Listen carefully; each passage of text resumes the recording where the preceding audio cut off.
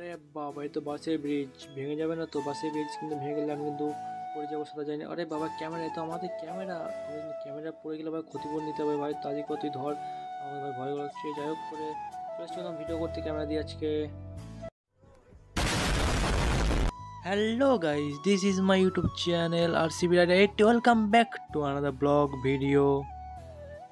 তো বন্ধুরা, তোমরা সবাই কেমন আছো? চলে এসেছি আর একটা নতুন ব্লগ ভিডিও নিয়ে। আজকে কি বলো তো বন্ধুরা, আজকে আর নতুন একটা ক্যামেরা ভাড়া করেছি আমরা। সেই ক্যামেরা নিয়ে যাচ্ছি আমরা ভিডিও শ্যুট করতে, শর্ট ভিডিও শ্যুট করব। তো বন্ধুরা, তোমরা হয়তো ভিডিওর শুরুতেই দেখে নিয়েছো যে আমরা একটা ক্যামেরা দিয়ে ভিডিও করছিলাম। এবং ওই ক্যামেরাটা দিয়ে আমরা ভাড়া নিয়েছি, ওই ক্যামেরাটা দিয়ে আমরা ভিডিও শ্যুট করতে যাচ্ছি। কোথায় যাচ্ছি বলো তোমরা? আমরা যাবো হচ্ছে দামোদর নদীর ওপারে। তোমরা দেখে নিয়েছো হয়তো ব্রিজ, বাঁশের ব্রিজটা পার হয়ে যেতে হয়। এই যে বন্ধু, সেই বাসের ব্রিজটা, এই বাসের ব্রিজটা পার হয়েই আমরা ওপারে যাব, দামোদর নদীর ওপারে। দামোদর নদীর ওপারে যে আমরা কিছু ভিডিও শ্যুট করব। আবার এখানে বারণ আছে যে এই বাসের ব্রিজে কোনো ভিডিও বা কোনো ফটো তোলা নিষেধ আছে। পোস্ট মানে এখানে লিখে রেখে দিয়েছে যে এখানে ছবি তোলা বা ভিডিও করা নিষেধ।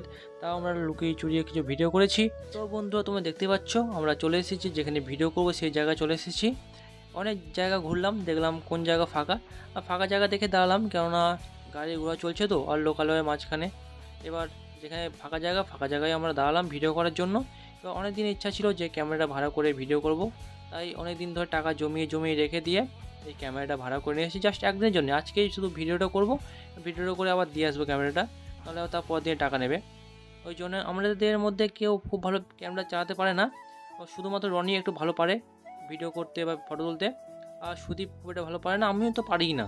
এবার আমাদের মধ্যেই তিনজনের মধ্যে রনি একটু ভালো পারে, তাই রনি ভিডিও করে দিচ্ছিলো জাস্ট। কিন্তু আমরা এই ভিডিও যেটা করেছি সেটা কিন্তু ফোন দিয়েই, কোনো ক্যামেরা দিয়ে না। আর বন্ধুরা, তোমরা এখন যারা ক্যামেরা হাতে দেখছো তার নাম হচ্ছে সুদীপ, আর যে ফোন দিয়ে ভিডিওটা করছে তার নাম হচ্ছে রনি। আসলে কথা কী বলতো, আমরা না অনেকটা সময় নষ্ট করে ফেলেছি, মানে জায়গা খুঁজতে খুঁজতে চলে গেছে। আর ক্যামেরাটা ভাড়া করছি জাস্ট 3 ঘন্টার জন্যে। 3 ঘন্টা হিসাব করে আমি টাকা দিয়ে এসেছি।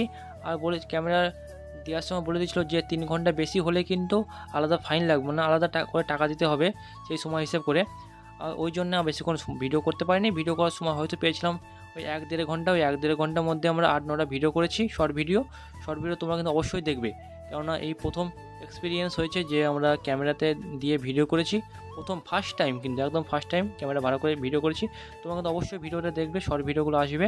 তোমরা কিন্তু তার জন্যই সাবস্ক্রাইব করে রাখবো যারা নতুন আছো।